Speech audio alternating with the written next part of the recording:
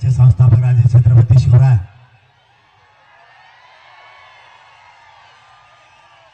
माझ्या पुणे शहरातील आणि पुणे जिल्ह्यातील जमलेल्या तमाम मराठा बांधवांना माझा मानाचा जय शिवराय। आधी तुमच्या चरणी नतमस्तक होतो, मला वागता येत नाही, कमराने बंद तरी होती।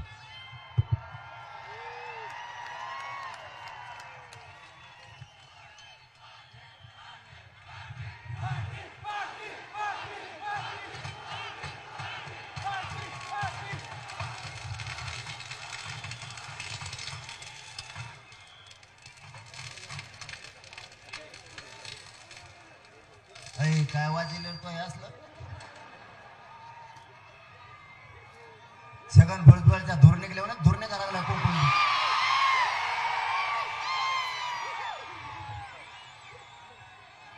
मराठा जाऊ द्या। आता थोडा वेळ, आता तुम्ही लय दमलेले, त्यामुळे खाली बसा म्हणून नका, उभा राहा म्हणून नका। 15च मिनिटात तुम्हाला रिकामा करतो, कारण तुम्ही पुरा देश हादरेला आहे। महाराष्ट्रात हादरेला पण देश सुद्धा हादरेला आहे। त्यामुळे आता जास्त बोलायची गरज नाही, सगळ्याला कळून चुकलं मराठी काय करू शकतात भाऊ। कोणाचे तांगे पलटे होऊ शकते हे आतापासूनच कामाला लागलेत लोक। फक्त एक 10 मिनिटं शांत बसा, कोणाला खाली बसा म्हणू नका, उभा फिरा म्हणू नका, कारण आता तुमच्यातली ऊर्जा इतकी भयानक आहे काय। अरे बसा भाऊ, खाली बसा, इथले बसा, जसं बसा प्लीज बसा बसा। आपल्याला सकाळपासून चालते तयार कदर करायला लागल। तुमच्यासारखे कट्टर आणि कडवट मराठी मी पहिल्यांदाच बघितले।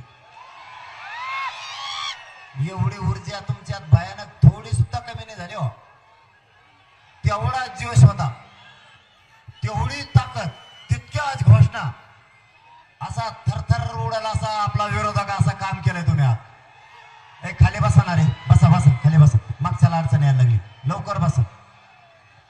12 वाजल्यापासून लोक चलत आहेत, पटापट बसा, जशी जागा मिळेल तसं टेका, कारण सगळे आपलेच भाऊ येतं, मागचे पण आपले पुढचे पण आपले।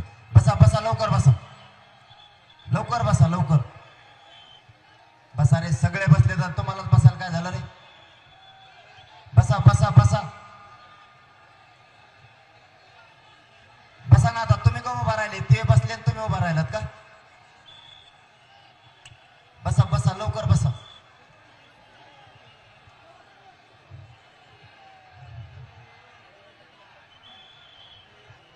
आता बसा बसा म्हणू नका, आता तर आवाज कमी करा।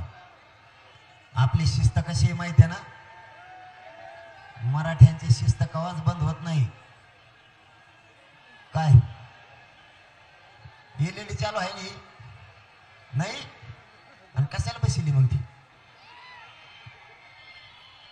अरे तुम्ही वायर तोडल्या असत्या बसल्या बसल्या, तुम्ही काय साधे नमुने बाजत काय? छगन भुजबळचे कसे वायर तोडलेत लोकांनी? एलईडी तुमच्यापाशी चिल्लर विषय। आता जाऊ द्या, आवाज येईल। सगळ्यात सुरुवातीला या महाराष्ट्रात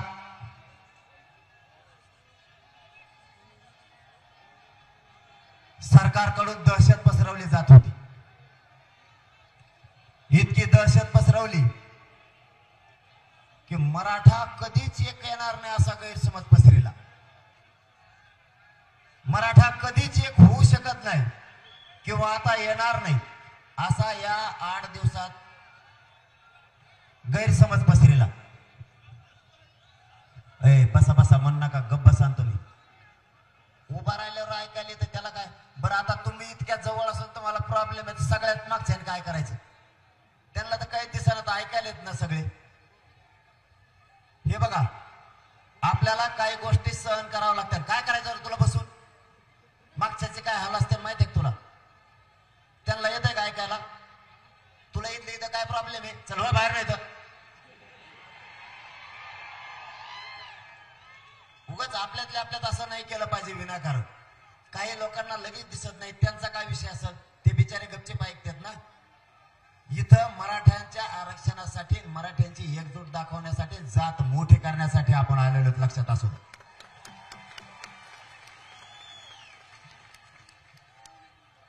आपल्या या राज्यात असा गैरसमज पसरला आणि सरकारनं पूर्ण ताकद वापरली की मराठा आता कधीच एक येणार नाही असा गैरसमज पसरला. सोलापूरला प्रचंड ताकदीने मराठा समाज एकजूट झाला. सांगलीलाही झाला, साताऱ्यात पण झाला. कोल्हापूरला काही अडचणी होत्या म्हणून तिथले मराठ्यांना काही अडचणी होत्या, तरी 20-25 हजार होते. तरी पण काही जणांना वाशा हुकड्या फुटायला लागल्या की भयानक. त्यांना काय करावं काही सुचायना. त्यांना वाटलं आता मराठे कधीच एक येणार नाही. काल सातारला प्रचंड लोक होते. कोल्हापूरला काही अडचणी होत्या, महापूर तिथं आलाय, आपला मायबाप तिथं संकटात सापडलाय. तिथलं राजा छत्रपती राजर्षी शाहू महाराजांनी बांधलेलं तिथलं मैदान आणि सभागृह जळालं. त्यामुळं तिथले लोक प्रचंड संकटात आहेत. काही अडचणी होत्या, त्यांच्या जागेवर आपण असल्यावर तसंच करणार ना. पण काय बाप, इतक्या बातम्या फिरल्या जस काय मराठ्यांचं यांना काही सापडलं नव्हतं, पहिल्यांदाच सापडलं. आणि जे बातम्या सुरू केल्या म्हणल्या गुंडळला आता सगळं. देवेंद्र फडणवीसांनी त्याच्या मागापुढं पळायची सवय लागलेल्या, काही लोकशाही चालणाऱ्या काही व्यासपीठाला सवय लागले करायला दुसरं काम सुरू केलं. माझ्या विरोधात यांनी षडयंत्र रचना सापळा रचलाय. मी गोरगरीब मराठ्यांचं काम करतोय, याला काम नाही करू द्यायचं म्हणून दरेकरच्या माध्यमातून यांनी सापळा रचला आणि मराठ्यांच्या संघटना आणि समन्वय फोडून पत्रकार परिषदा घ्यायला सुरुवात केली. यांना मी कुठं रोखत नाही, मी कोणाचं ऐकत पण नाही. म्हणून यांनी ही सुरुवात केली. तुम्ही ज्या आमदाराला आणि मंत्र्याला मोठं केलं, तेच मंत्री आज आरक्षणाच्या आणि मराठ्यांच्या विरोधात बोलायला लागले. एवढंच का तर छगन भुजबळच्या माध्यमातून सुद्धा कट रचला गेला. त्याच्या माध्यमातून अनेक नेते एकत्र केले आणि मराठ्यांना आरक्षण मिळवून देण्यासाठी आणि मराठा समाजाच्या मुलासमोर आणि समाजासमोर मोठं संकट उभा केलं. लोक बोलतात एवढी संधी आहे मराठ्यांना आरक्षण मिळवून देण्याची, आणि ही संधी तुम्ही ज्या पक्षातल्या नेत्याला निवडून दिलं त्यालाच मिळू द्यायची नाहीये. ते कोकणातलं एकाचपण सुद्धा उठलं, त्याला जातीला मोठं केलं, त्याला जातीमुळे वैभव मिळालं, तोही जातीच्या विरोधात बोलायला लागला. आम्ही त्यांना सन्मान शब्द दिलाय, सन्मान. माझी त्यांना आणि या पुण्याच्या पवित्र भूमीतून विनंती आहे, आम्ही तुम्हाला मानतोय. देवेंद्र फडणवीसांच्या नादी लागून मराठ्यांच्या अंगावर येऊ नका, ना तुमचा कार्यक्रम केल्याशिवाय मराठे सोडायचे नाही. आम्ही आजही तुम्हाला मानतोय, आयुष्यभर मानत राहू. सन्मान शब्दाचा अर्थ समजून घ्या. विनाकारण मराठ्यांच्या अंगावर आलेले लोक संपलेले, तुम्ही संपू नका. देवेंद्र फडणवीस तुमची जागिरी नाहीये, हा समाज तुमचा मालक आहे, हा समाज तुम्हाला मोठा करणार आहे. या देवेंद्र फडणवीसांना सगळे षडयंत्र रचले, यासाठी सुद्धा माझ्या पाठीमागा लावली. मी काय केलं माय बापा, माझं स्वप्न आहे माझा समाज आणि माझ्या समाजाचे लेकरं मोठे करायचे. आणि तुम्ही ज्या भाजप, शिवसेना, राष्ट्रवादी काँग्रेसच्या लोकांना, आमदाराला आणि मंत्र्यांना निवडून दिलं, त्यांचं स्वप्न आहे त्यांचा पक्ष आणि नेता मोठा करायचा. आणि मी स्वप्न बघितलंय माझा गोरगरीब मराठा समाजाचे लेकरं मोठे करायचे. कारण ही जर संधी गेली तर पिढ्याना पिढ्या आपल्याला माफ करणार नाही. आज सकाळी दुपारी 12 वाजल्यापासून रॅली सुरू आहे पुण्याचं, आणि ते तर मला माहिती आहे म्हणून तो उभा राहिलो मी. तुम्ही सोबत येत म्हणून आता रातभर आज अर्ध मंत्रिमंडळ झोपणार नाही. आता ते रातची फोन करणार विरोधी पक्षाला, आपण जुळून घ्यायचं की एकामेकासंग. मराठ्यांच्या या पुण्याच्या मराठ्यांनी इतका कडवटपणा आणि कट्टरपणा दाखवला, पुऱ्या राज्याला बळ चढलंय तुमच्या ह्या रॅलीमुळे. तुमचे आभार मानायला माझ्याजवळ शब्दच नाही. आणि मी तुमच्याच बळावर लढतो. माझ्या कमराला बेल्ट आहे, हाताला सलाईन आहे.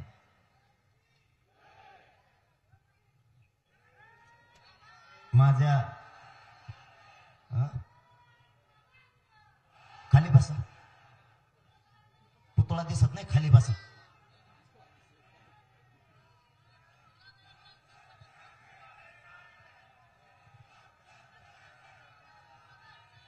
आता दिसतोय का?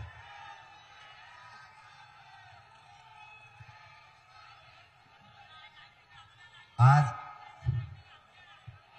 अरे पुण्याच्या लाईट घातली, नेट घातले तर घालून दे, काय करतो मग आता?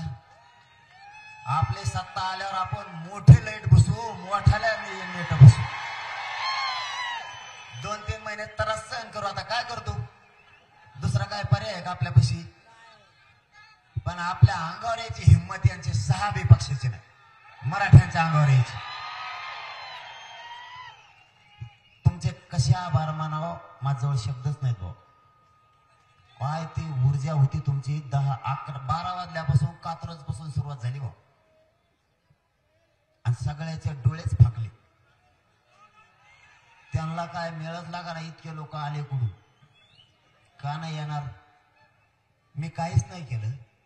मला उघडं पाडायचा प्रयत्न केला, मला बदनाम करायचा प्रयत्न केला, मला एकटं पाडण्याचा प्रयत्न केला. कारण काय माहितीये का? माझं स्वप्न आहे आणि त्यांचं स्वप्न आहे. स्वप्न आहे 2, स्वप्न आहे 2. त्यांचं स्वप्न आहे त्यांचा पक्ष नेता मोठा करायचा, आणि माझं स्वप्न आहे माझा समाज आणि माझ्या समाजाचे लेकरं मोठे करायचे. त्यांचं दुखणं आहे, मी त्यांना मॅनेज बी होत नाही, फुटत बी नाही. सगळ्यात मोठं दुखणं आहे त्यांचं. मग काय करायचं? तर ती मागच्या दारातून आमदार झालेली मावशी हाताखाली धरली, आणि त्याने पडेल फिडेल सगळा माल गोळा करायला चालू केला, माझ्या विरोधात बोलायला. सगळा माल गोळा केला, आणि सगळे मागच्या दारातून आमदार झालेलेच. जे माझ्या समाजाच्या विरोधात बोलन, माझ्या विरोधात बोलन, त्याला लगेच विधान परिषदेवर आमदार.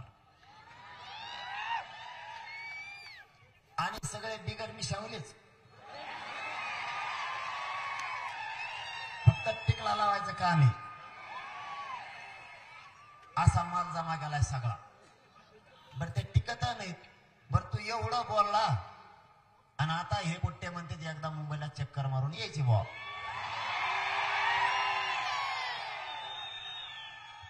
त्यावेळेस फक्त मुंबईत थांब, ह्या पोराला तो तोंड तो घर बघायचं, बाकी काहीच नाही.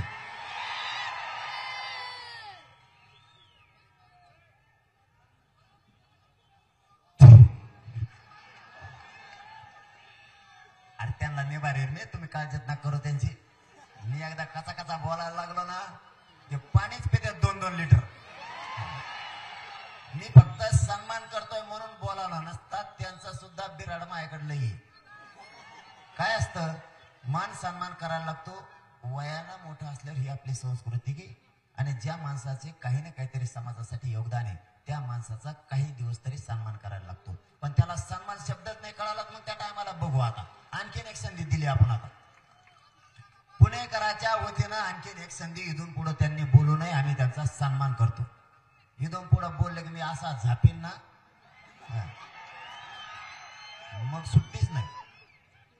माझं स्वप्न आहे माझा समाज मोठा करायचा. माय बापा मला खरंच उभा राहता येत नाही. मला माझ्यासोबत डॉक्टर आहेत बघ, ते दोन्ही डॉक्टर आहेत वर बसलेले. डॉक्टर सुद्धा कार्यकर्ता झालाय आज. डॉक्टराने फक्त मला गोळी दुसरी देऊ नये, डॉक्टराच्या ध्यानातच नाही राहिला आपला दवाखाना आहे म्हणून. डॉक्टर इकडं आला आणि इकडंच म्हणायला लागलं एक मराठा लाख मराठा. आणि पुण्यातले लोक बघितल्यावर ते मग डॉक्टर म्हणतो आता 2-3 दिवस मला माघारीत नाही जायचं, मला करमानाच.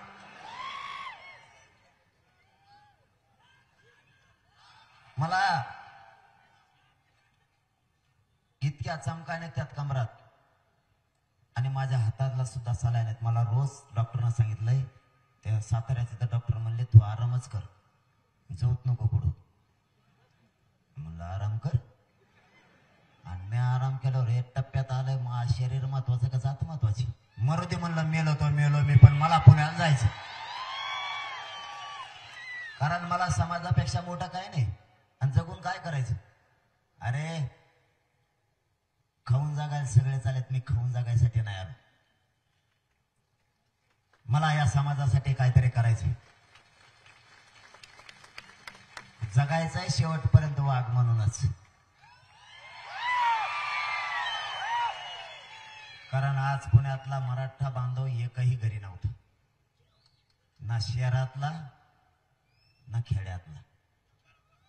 आज तुम्ही अशी धडक मारली, तुम्हाला खोटं बोलत नाही मी. उद्याच्याला किंवा आज 3 वाजता रातची पाठ माझ्याकडे बातम्या येतात, पाठच येतात माझ्याकडे बातम्या. मंत्रिमंडळात धुसफूस सुरू झाली, जर नाही आल्या तर नाव बदलून ठेवी. कारण आजचा दणका असा हाणलाय, तुम्ही बऱ्याच जणांची घट होणारच नाही, आता पातळच होणार आहे. आणि जे जे विरोधात बोलले ते तर म्हणले मी पडलोच. आता येतच नाही मी. कारण आज तुम्ही पहिलंच लोकसभेला दिलं केलेलं यांना. मराठ्यांची काय शक्ती असते ना, त्यांना आता कसं का कळालाय. आणि पुण्यातले बांधव लेकराच्या जातीच्या बाजूने उभा राहिला म्हणून तुमच्या चरणी दुसऱ्यांदा नतमस्तक होतो. आपला बाप आपली जात आहे, आपला बाप आपली जात आहे. आणि तुम्ही ज्याला मोठं केलं त्या आमदाराला मंत्र्याला, त्याचा बाप आणि जात तो पक्षाला मानायला लागलाय. इतके हरामखोर अवलादी.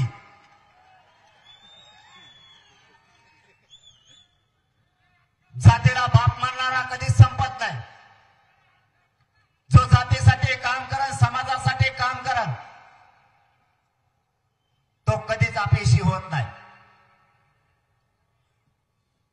समाजाला विसरून स्वतःचं कुटुंब मोठं करणाऱ्या पैदाशी इथून पुढे जन्माला नाही पाहिजे, तर त्या मोठ्या सुद्धा करायच्या नाही, लक्षात ठेवा. समाजाला कुटुंब मानून समाज मोठा करणारे लोक आता पाहिजेत. समाजाला शक्ती आणि बळ देणारे लोक आता पाहिजेत. माझे या पुण्याच्या भूमीतून महाराष्ट्रातल्या मराठ्यांना आव्हान आहे. आपला पुण्यातला मराठा ताकदीनं बाहेर पडलाय. मराठ्यातला असणारा कडवटपणा आणि कट्टरपणा पुण्यातल्या मराठ्यांनी देशासमोर ठेवलाय. महाराष्ट्रातल्या मराठ्यांना आव्हान आहे, घरात बसू नका, घराच्या बाहेर पडा. स्वतःच्या मुलाला आयुष्याचं आरक्षण द्या. स्वतःची जात मोठी करा. जातीपेक्षा या जगात कोणीच मोठं नाही. आपले लेकरं आपल्यासाठी महत्वाचे आहेत. या राजकारण्यांना तुम्ही इतकं मोठं केलंय, यांच्या 20 पिढ्या बसून खात्याल, पण तुमच्या लेकराला आयुष्याचा काय बोलबोल करतो रे. मी म्हणलं काय आलं बा खालून. तसं कोण येतं माहिती तुला? छगन भुजबळ.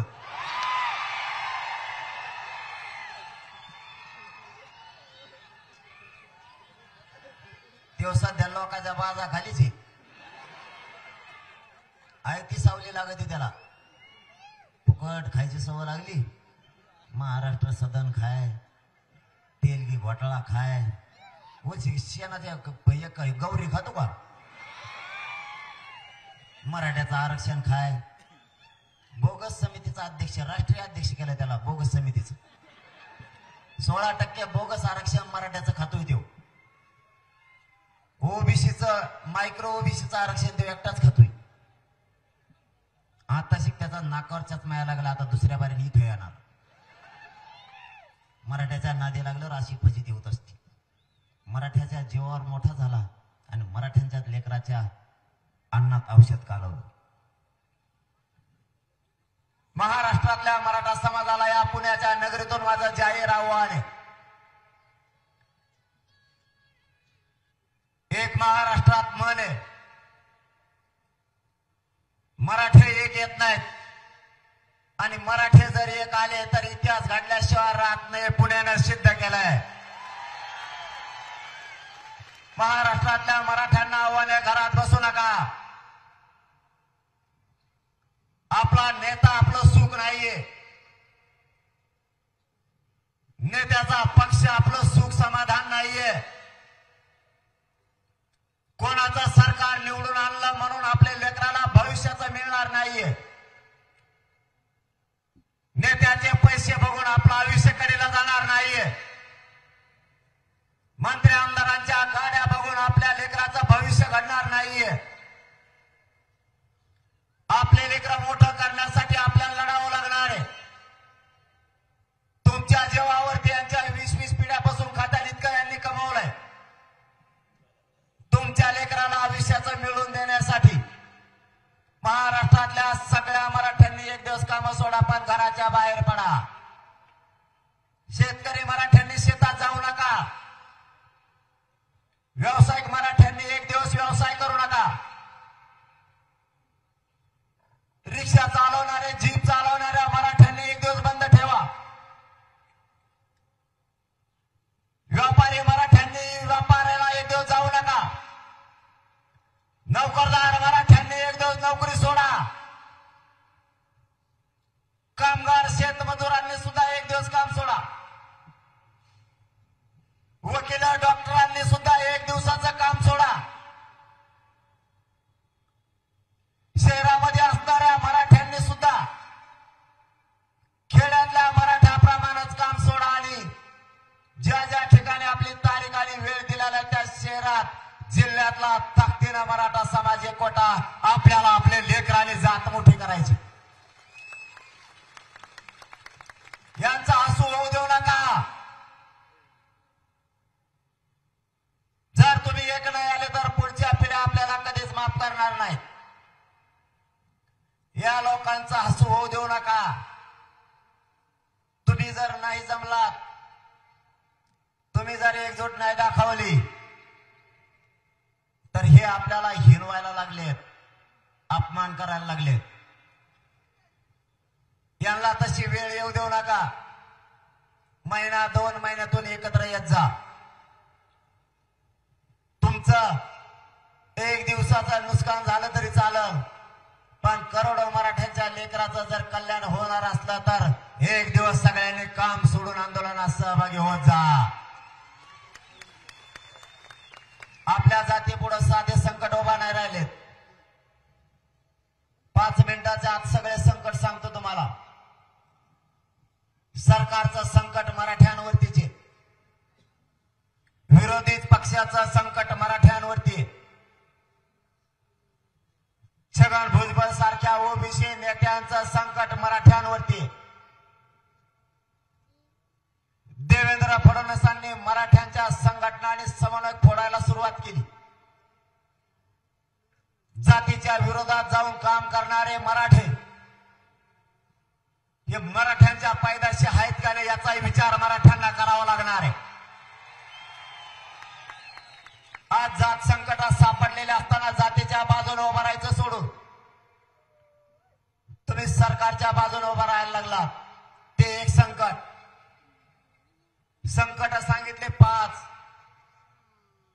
6वं संकट सांगतो.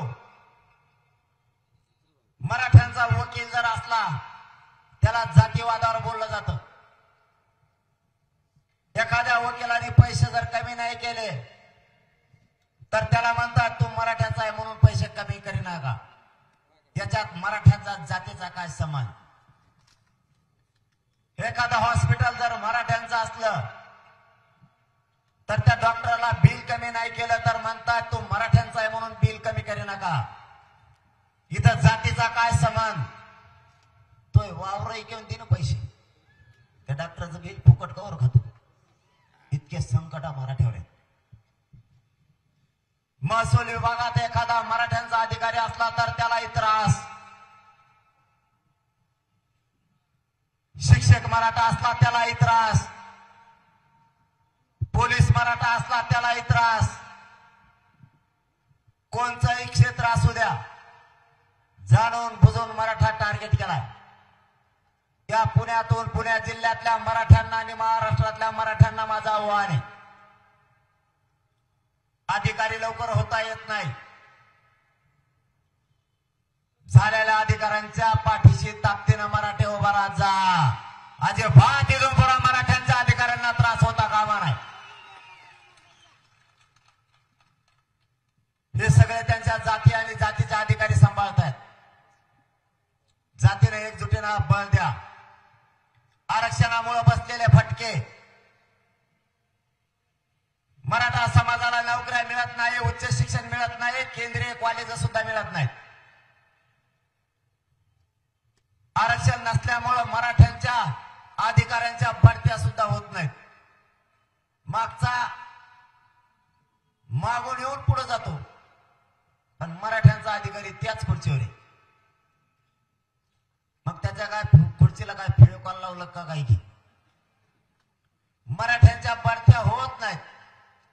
वरून यांचा त्रास. आम्ही स्वप्न बघितलंय. आमच्या शहरातल्या नोकरदार मराठ्यांनी स्वप्न बघितलंय. त्याची मुलगा मुलगी डॉक्टर झाली पाहिजे, इंजिनियर झाली पाहिजे, IAS IPS दर्जाचे अधिकारी झाले पाहिजे. त्यांनी पण स्वप्न बघितलंय. माझ्या शेतकरी मराठ्यांनी सुद्धा स्वप्न बघितलंय माझंही लेकरू अधिकारी झालं पाहिजे. रिक्षा चालवणाऱ्या मराठ्यांनी माझ्या स्वप्न बघायचं नाही का की माझं लेकरू अधिकारी झालं पाहिजे. ट्रॅक्टर ट्रक चालवणाऱ्या टेम्पो चालवणाऱ्या माझ्या मराठ्यांनी स्वप्न नाही बघायचं का.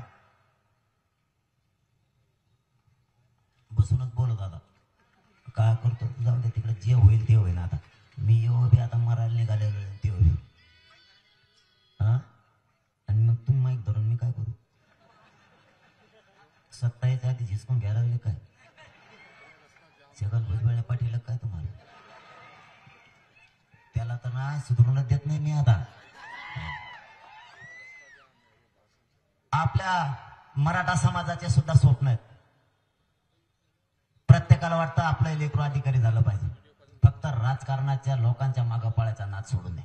माझी तुम्हाला हात जोडून विनंती.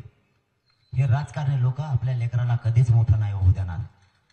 ओळखा, आपण आपल्या नेत्याला ओळखा.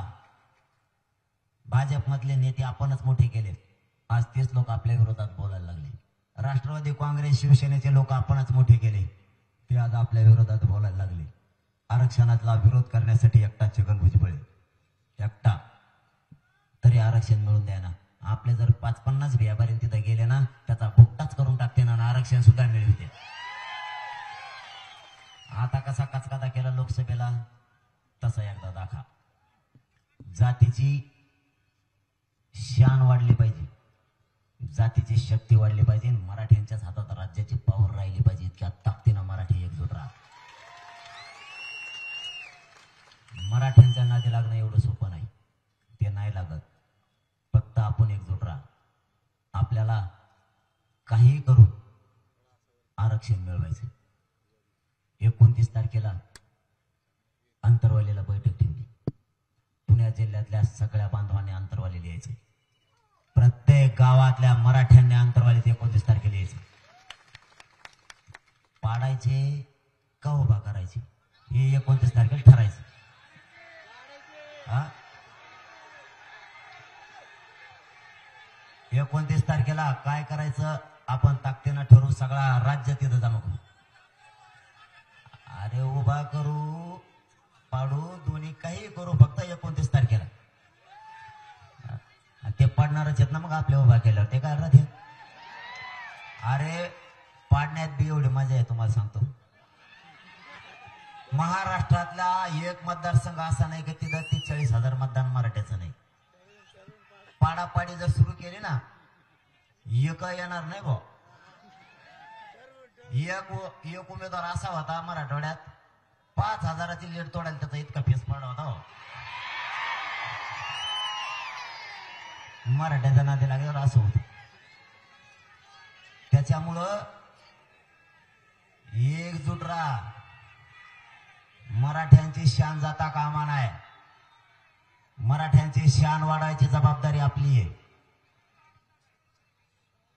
कोणालाच येऊन देत नाही त्यालाच काय बरेच जण पडणार आहेत भाऊ या बारीने जे माया मराठ्यांना त्रास दिला नादी लागल्या ना मराठ्यांचा त्याला भविष्यात निवडून नेऊन देणार तुमचा मुलगा म्हणून सांगतो मराठ्याचं दुःख हेच माझं दुःख आहे माझ्या कोणत्याही मराठ्याला त्रास दिला मग तो शेतकरी असेल व्यावसायिक असेल उद्योगी असेल तो बिल्डर असेल तो टपरी चालवणार असो रिक्षा हाणणार असो टेम्पो हाणणार असो ट्रॅक्टर हाणणार असो हमाली करणार असो माथाडी कामगार असो माझ्या गरीब मराठ्यांना अधिकारी असो नोकरदार असो त्रास दिला की देणारा पाडीलाच म्हणून समजायचा यांना ठेवायचंच नाही आता इथून मागं गाफीर राहिलो तसं राहायचं नाही आपल्या समाजाची शान ज्याच्या तेच काम करायचं इथून पुढे आपण समाजाची शान वाढवायची जबाबदारी आपल्या खांद्यावर आहे आणि माझ्याकडून खूप समाजाने अपेक्षा ठेवल्यात त्याच्यामुळे मी सुद्धा माझी इमानदारी मरेपर्यंत इकित नाही तुम्ही काळजी करू नका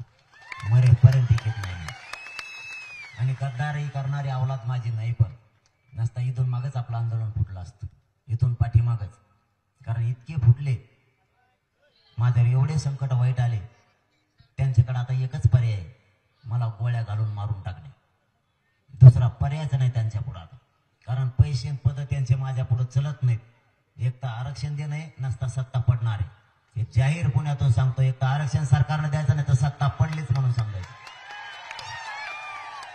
मग त्यांच्या पुढे एकच पर्याय मला गोळ्या घालून मारणे पण जो गोळ्या घालून मारेन ना त्याची जातच मराठी शिल्लक होणार नाही राज्यात जातच शिल्लक नाही होणार कारण मराठ्याच्या नादी लागणं एवढं सोपं नाही उगाच भाषणात बोलायचं म्हणून बोलतात म्हणा तुम्ही मी इकडे येईन आणि तिकडे जाऊन बघतो काय बघ तू तिकडे येऊ ते बोलायचं म्हणून बोलायचं असतं मी जर नुसतं हो बी म्हणलो ना तोच घर तुला सोडता येत नाही तर मराठवाड्यात का येतो भाऊ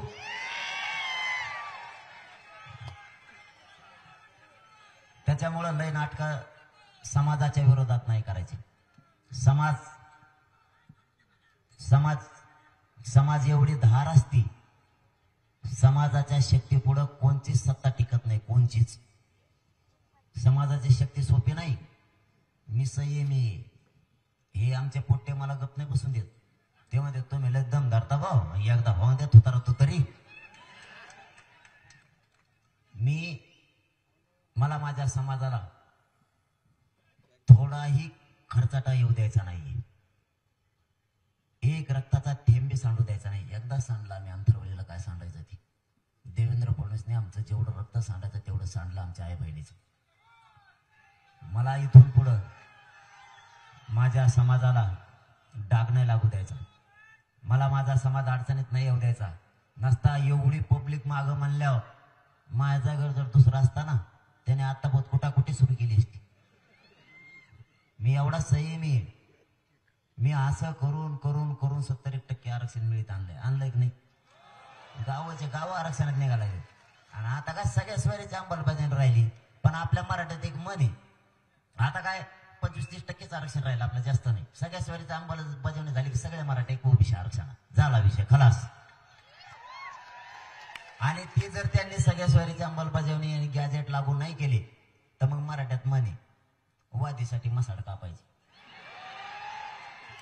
मग ती म्हण मग आता सगळ्या स्वारीच्या अंमलबजावणीसाठी सत्ताच पाडायची मग असा कचका असतो आपला मराठ्यात तुम्ही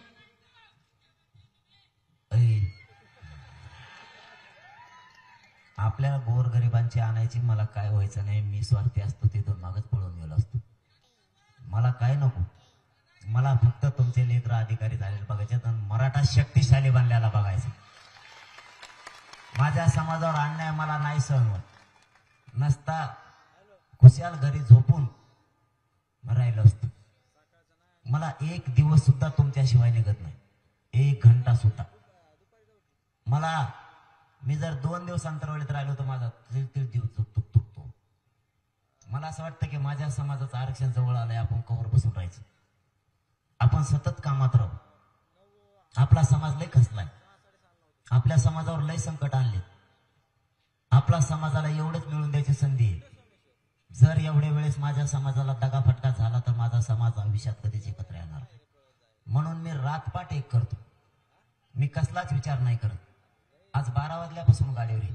तुम्ही उपाशी आहेत, मी सुद्धा उपाशी. आपण दोघंही उपाशी. पण काय शक्ती असते ना, काय ऊर्जा असते ना, ही देशानं मराठ्यात बघितली. आज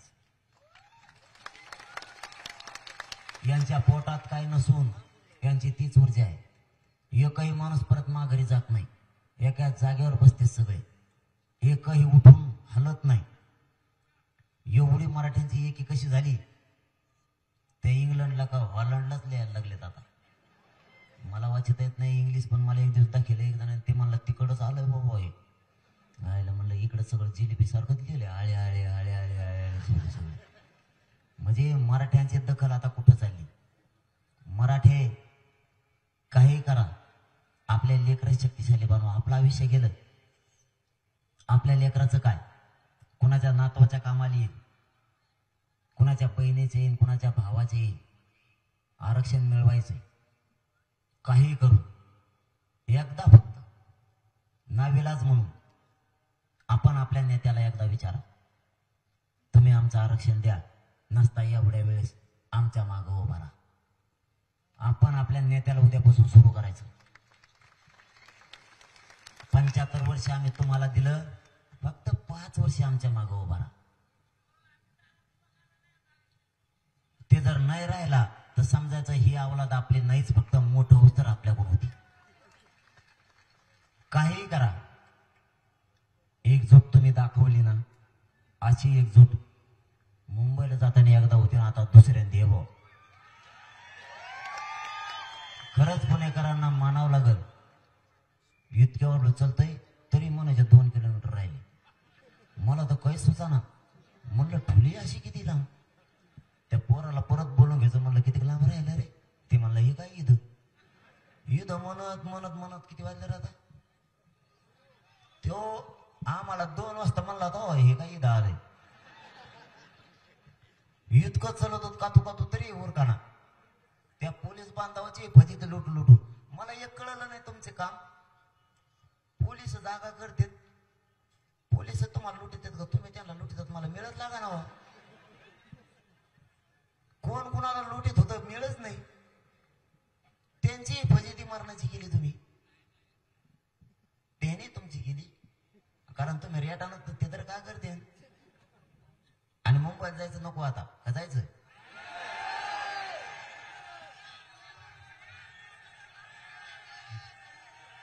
एक फेर फाटका हाणायचाच का. जरा बऱ्याच जणाला मस्ती आली. थोडं थोडं जाऊन आलेलं बरंच राहिले. एखादी बार सगळे येतात का, सगळेची सगळे म्हणतात त्यांना मुंबईत बाहेरच यावं लागत.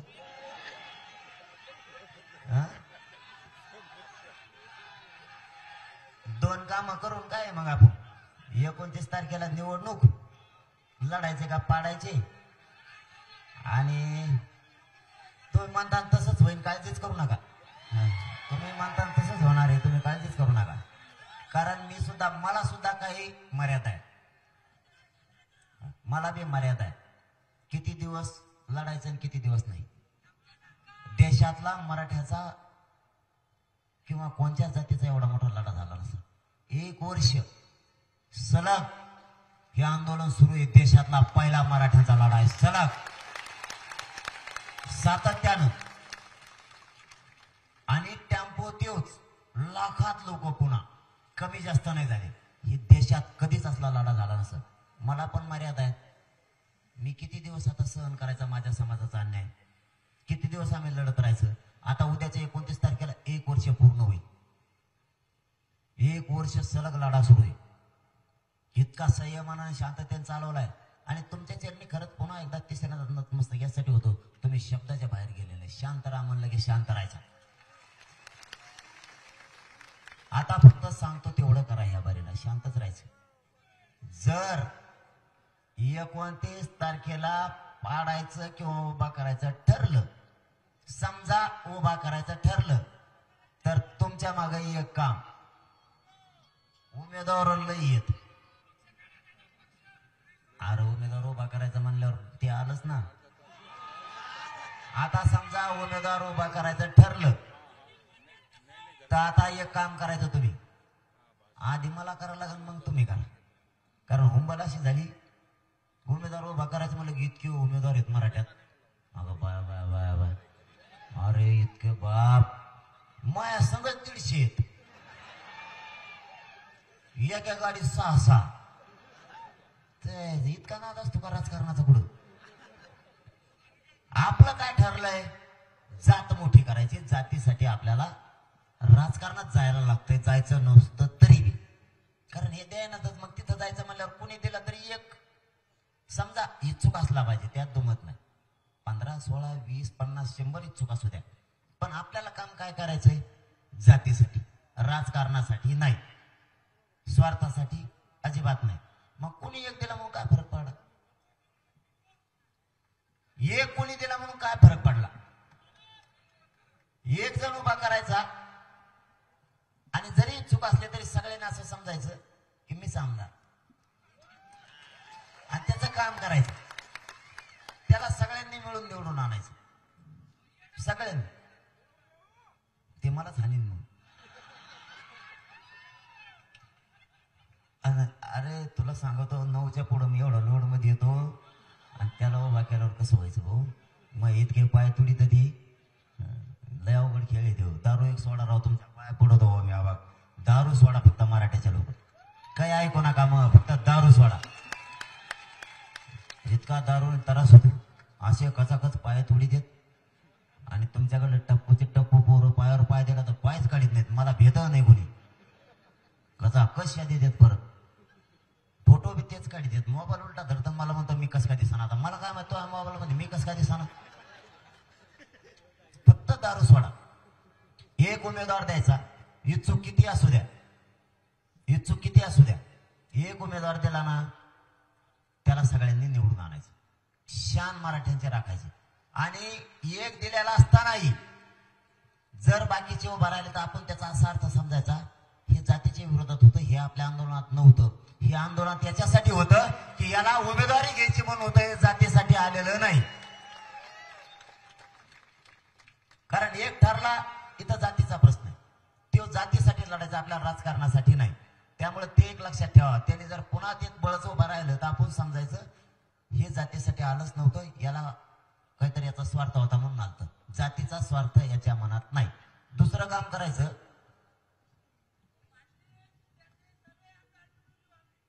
मी उभा करतो मग जाऊ देईन काय? भिडात असंच म्हणतात. कोणत्या जिल्ह्यात जातो मी असंच म्हणतात, एवढ्यावर पाडायचंच म्हणतात. आणि सगळ्या जातीच्या लोक म्हणतात, नुसत्या मराठीच्या नाही, सगळेच म्हणतात एकदा पाडाच. अरे मुसलमानात आपल्या पुढे आहेत. मुसलमानात म्हणतात एवढ्यावर पाडो. मी पाडा म्हणलं की ते म्हणतात पाडो. म्हणलं पाडो तर पाडो, जाऊ दे पाडो सगळे. इतका जॉईंट झाला ना, एकदा दलित मुस्लिम मराठा 12 बोलत यांचा संपला, यांचा कार्यक्रम संपला. दुसरं काम करायचंय, मतदान मराठींनी यावेळी 100% करायचं.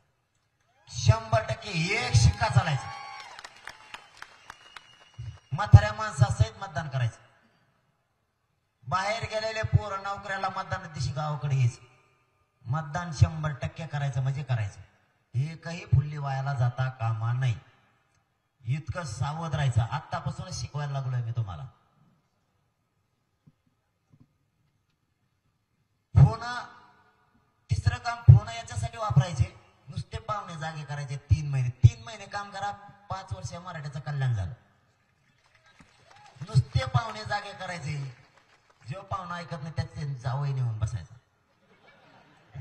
त्याला म्हणायचं एवढी बार मस्त त्या पक्षाचा आहे पण तो पक्षाला काढी लागून दी, एवढी बार जातीसाठी कर. जावं तिथून उठूनच द्यायचं नाही, जावं सासऱ्या पुढे नेऊन बसायचं. इतकं फोनचं काम राईट करायचं. चौथं काम, राजकारणी लोक इतके चाभरे आहेत. एखादा बाबा नादी देत आणि त्या बाबाला ट्रॅव्हल देतात आणि मग ते तीर्थयात्रेला घेऊन जाय. बरेच आपले भोळे लोक ते म्हणते चला वा देव धर्म करून येऊ, ट्रॅव्हल फुकट हे. आणि ते 41,000 मतदान आपलं तीर्थयात्रेला घेऊन जात आहे. तवर आपलं सीट पडत आहे इकडे. या बारीने आपल्या घरच्याला सगळ्या सांगा, तीर्थयात्रेला मतदान झाल्याशिवाय कोणी जायचं नाही. एकदा मतदान झालं की त्याला म्हणा 5 वर्ष तिकडेच जाय, पुरे दिवस झाल्याशिवाय मग घरी येऊच नको. इतकं काम ताकदीनं करायचं. बोगस मतदान पुरं बाहेर काढायचं. यांनी बाहेर जिल्ह्यातले पाहुण्याचे मतदान इकडे लावले. एक बोगस मतदान होऊन द्यायचं नाही. पोलिस किती आणले गावात तरीही कोणी घाबरायचं नाही. मतदान केल्याशिवाय कोणी शेताकडे फिरकायचं नाही किंवा ड्युट्यात सुद्धा जायचं नाही त्या दिवशी. आता मराठ्यांची अशी मनस्थिती झालेली, तुम्हाला 8वं काम सांगतोय. तुमच्यावर जर दबाव राजकीय नेत्याने आणला, गोरगरीब मराठ्यावर रॅलीला जाऊ नको, सभाला जाऊ नको, प्रचाराला जाऊ नको, गरीब भेटेत.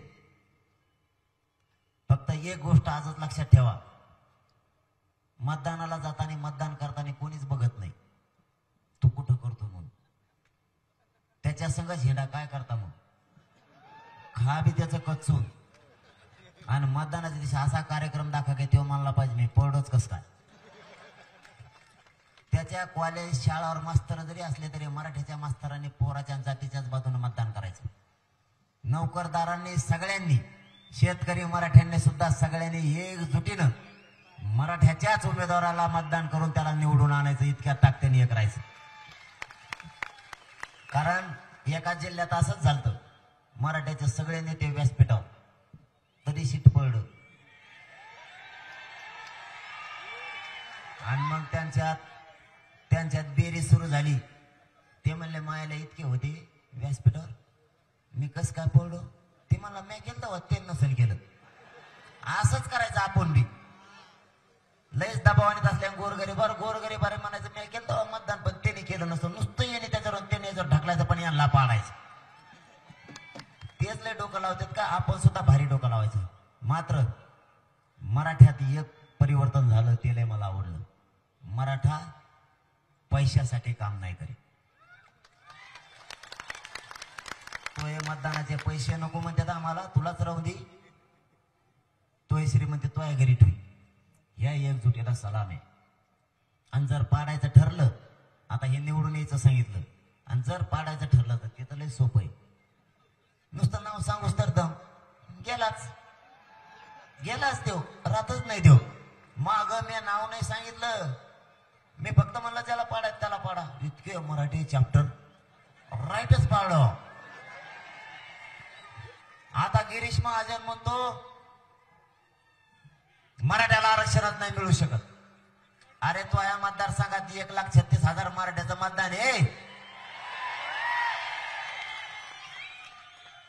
येवल्यावाला म्हणतो मराठ्याला आरक्षणच नाही मिळू शकत. तिथं 1,16,000 आहे येवल्यात बी. आणि येवल्याचा तर विषय असा आहे, मी जरी म्हणलो का त्याला निवडून आणा तरी मराठी त्याला पाडणार आहे. इतके पिसाळे आहेत मराठी दिल्ली. ते तर येतच नाही रे, त्याला येऊन देत नाही मी. मराठ्याच्या वाटा गेलेला माणूस मी तुम्हाला दुसऱ्यांदा सांगायला लागलो. मी बेगडी नाहीये. मला मराठ्यांच्या कोणत्याही क्षेत्रातल्या मराठ्याला जर त्रास झाला तर मला सहनच होत नाही. मी बदलाच घ्यायच्या मागे लागतो. आणि तुम्ही बी मला उघडं पाडायचा प्रयत्न सरकारने केला, तुम्ही एकजूट दाखवून बदलाच घेतला, त्याबद्दल तुमच्या चरणी पुन्हा नतमस्तक होतो. मला एकटा पाडायचा प्रयत्न केला, तुम्ही बदला घेतला. मराठ्यांना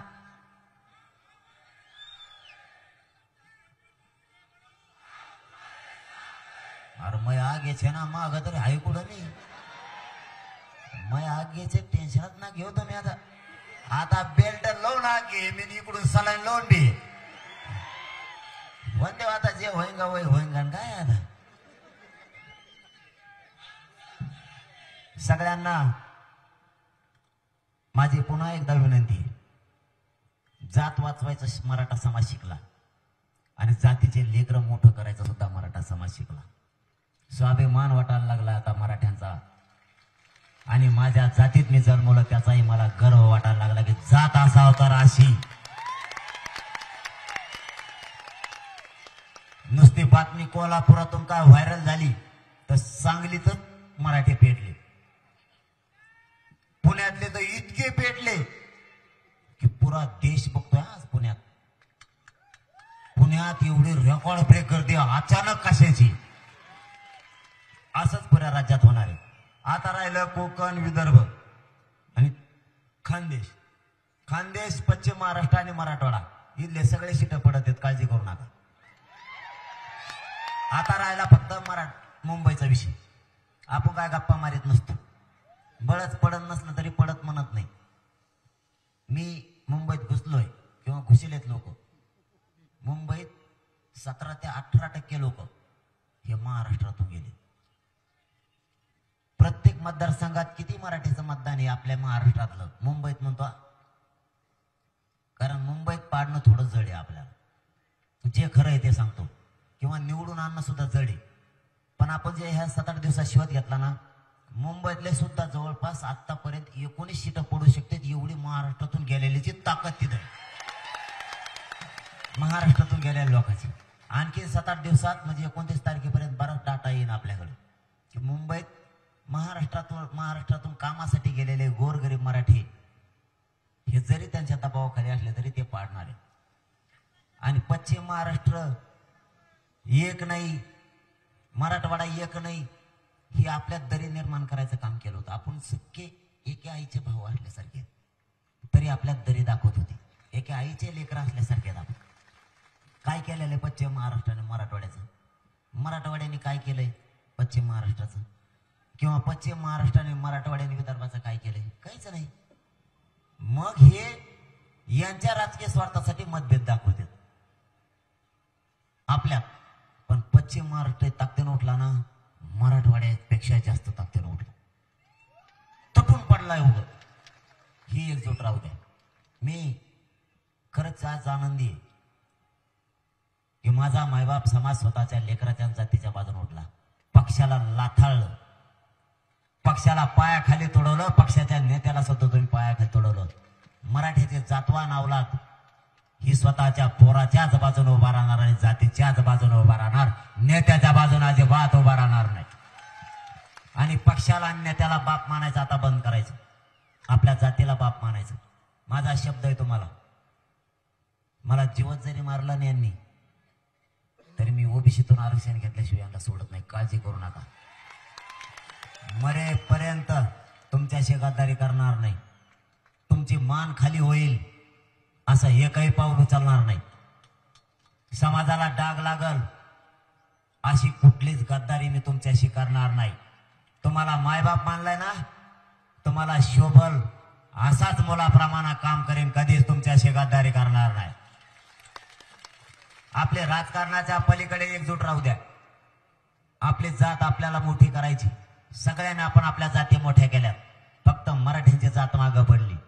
असेच कणखर बना, असेच कडवट राहा, असेच कट्टर बना.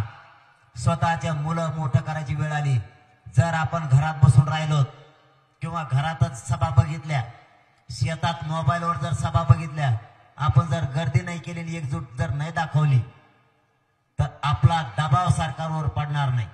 त्यामुळं घरात बसून बघू नका, शेतात मोबाईलवर सुद्धा बघू नका, प्रत्यक्ष आंदोलनात सहभागी व्हा. एक दिवस कामं सोडायचे पण आपली शक्ती दाखवायची. मराठे घराघरातून एक झाले. सरकारने किती गैरसमज पसरू द्या, मी आणि माझे विचार मराठीच्या हृदयात आणि मनात बसले, ते कोणाचेच बाप काढू शकत नाही आता, कोणाचाच. त्यामुळं काळजी करू नका. ओबीसीतून मराठ्याला आरक्षण देणारे ईडब्ल्यूएस आरक्षण त्यांनी घालवलंय आपलं.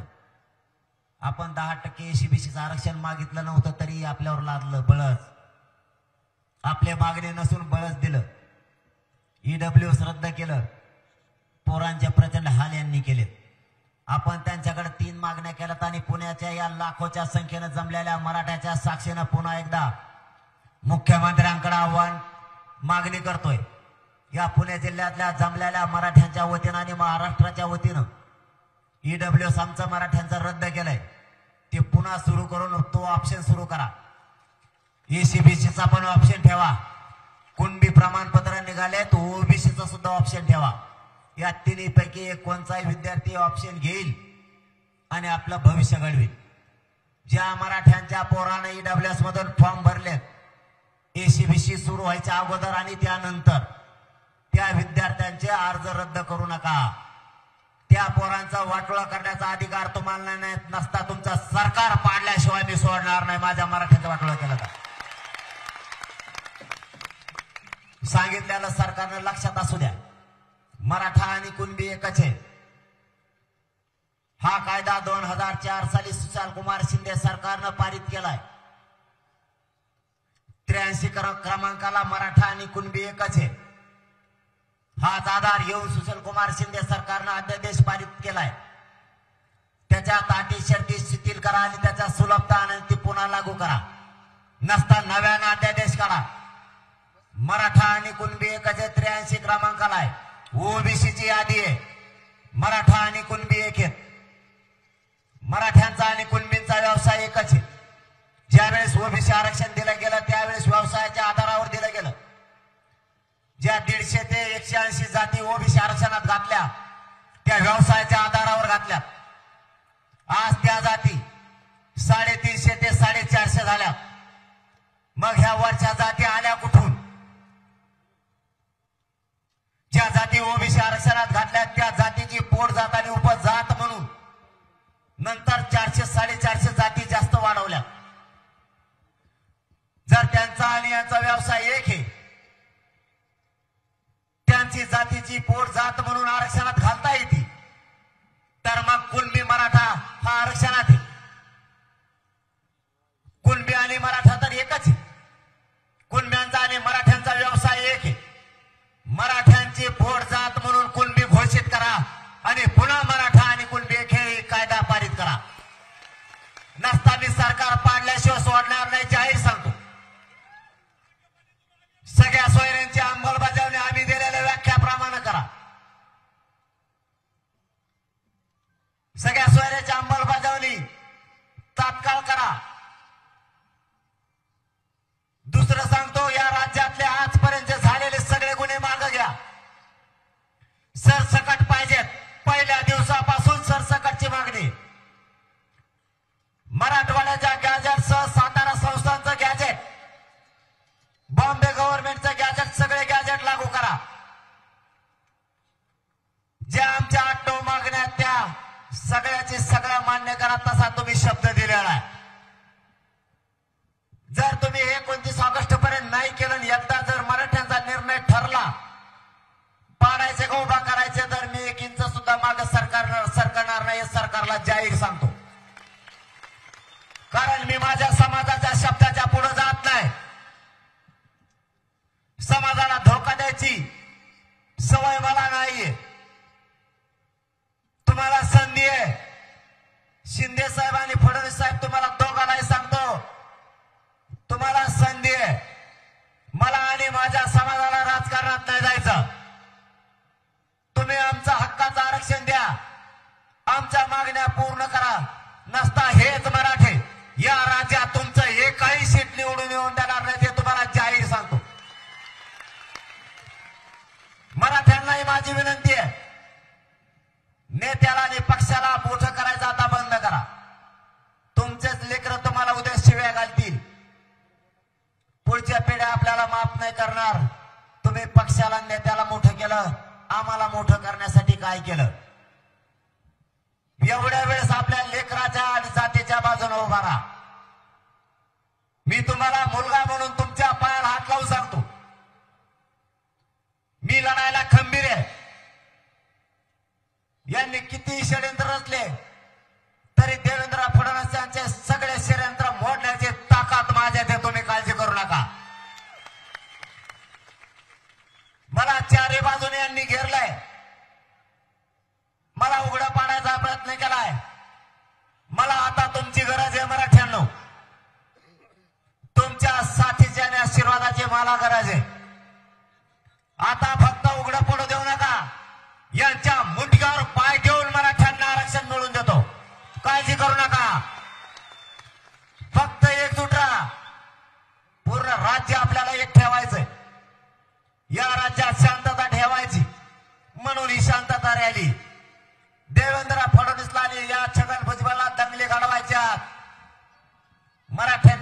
ओबीसीच्या अंगावर जायचं नाही आणि ओबीसीनं सुद्धा मराठ्यांच्या अंगावर यायचं नाही. शांतता ठेवायची, यांचं स्वप्न पूर्ण होऊ देऊ नका.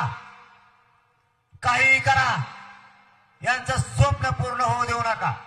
आपली जात जागी करा. व्यवसायातल्या मराठ्यांना साथ द्या. गरीब मराठ्यांना सुद्धा व्यवसायातल्या मराठ्यांनी साथ द्या. आणि इथून पुढं मराठ्यांनी आणखीन एक परिवर्तन करा. मराठ्यावर संकट आलं तर त्याच्या मदतीला धावून जा. बघ्याची भूमिका घेऊ नका. तातडीने एकमेकांच्या मदतीला जात जा. आपला जात वाचवायची आणि लेकरं पण वाचवायचे. मी जिवंत आहे तोपर्यंत मराठ्यांच्या केसाला धक्का लागून देणार नाही, शब्द आहे माझा तुम्हाला.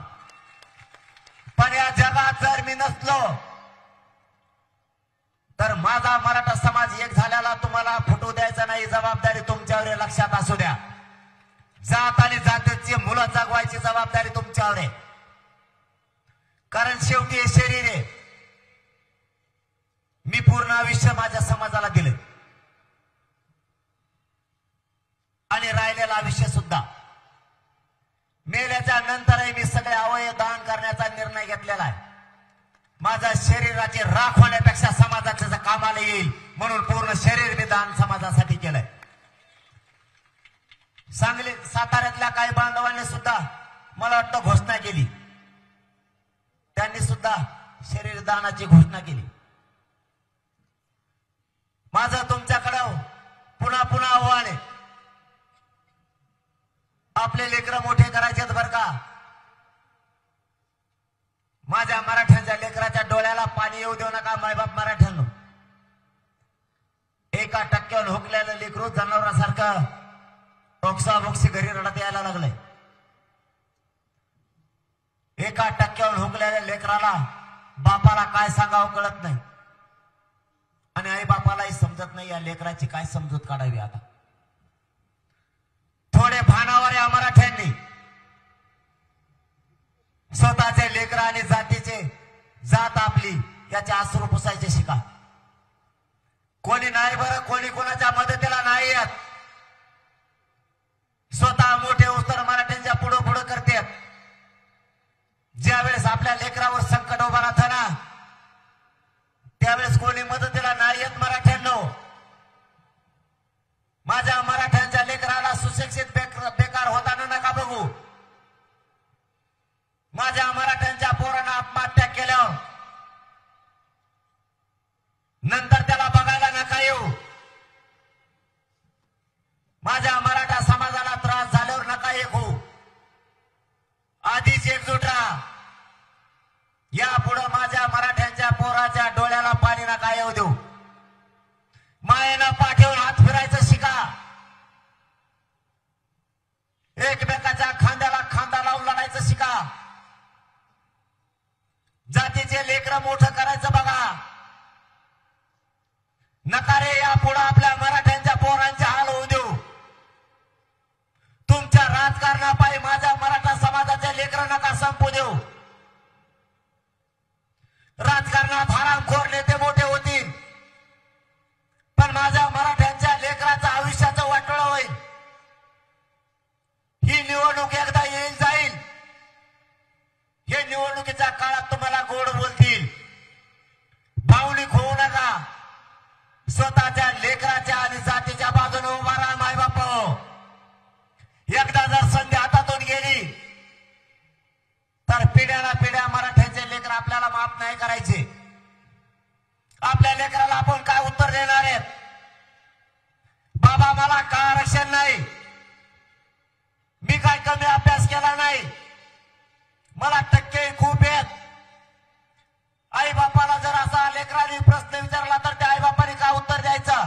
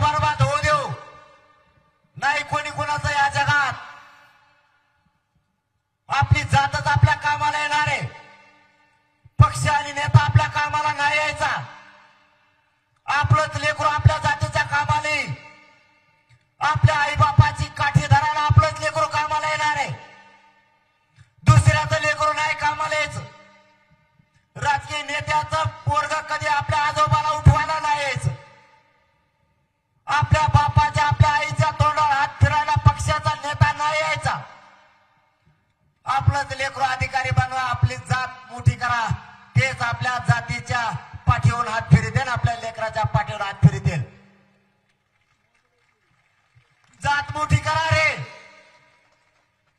जातीच्या बाजूने उभा राहा. माझी शेवटी जाता जाता तुम्हाला पुन्हा हात जोडून विनंती आहे, राज्यातल्या सगळ्या मराठ्यांनी एक दिवस काम सोडून आंदोलनात सहभागी व्हा. जिथं रॅली असेल त्या तारखेला आणि त्या वेळेला आपल्या जिल्ह्यात, आपल्या शहरात, जिल्ह्यातला सगळा मराठा ताकदीनं शहरात या. नोकरदार मराठा, कामगार मराठा, व्यावसायिक मराठा, नोकरदार मराठ्यांनी एक दिवस कामं सोडा आणि आपल्या जातीला आणि लेकराला मोठं करण्यासाठी ताकदीने या. मला तुमच्या साथीच्या आणि आशीर्वादाची गरज आहे. मी तुम्हाला हात जोडून सांगतो, पाठबळ द्या. तुमची मराठ्यांची शान वाढवणार, तुमच्या मराठ्यांचे लेकरं मोठे केल्याशिवाय एक इंच मागे